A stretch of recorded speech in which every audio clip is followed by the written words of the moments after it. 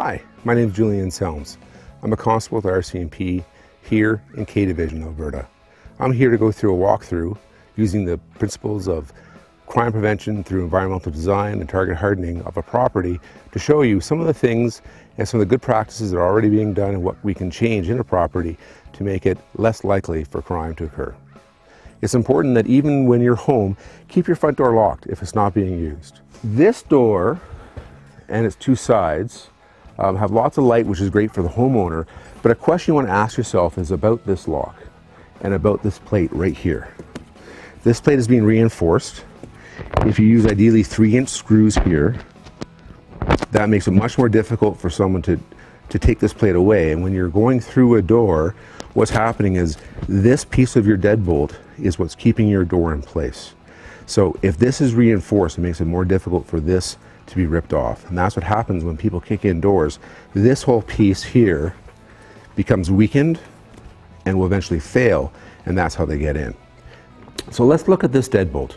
So here we have something that's at least 1 inch deep.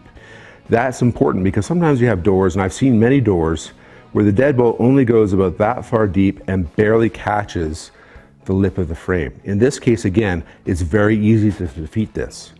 Having a deadbolt that's properly placed, at least 1 inch deep, and having your frame that's normally right about here, gives you this much space for this to protect the door from being moved and going through.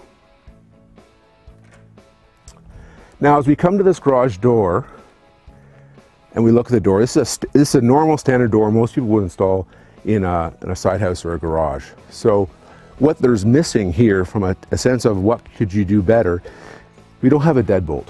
And a deadbolt's going to make a difference in terms of defeating this lock, putting some more strength to the door itself. If you're looking at owning a property like this long term, one thing to consider would be taking this whole door and reversing it in the sense that putting a door in that opens outwards.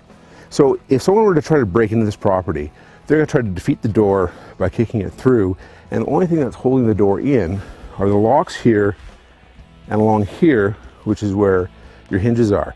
If you have a door that comes outwards, the whole frame of this structure is going to protect that door and make it more difficult to get in. So that makes a big difference.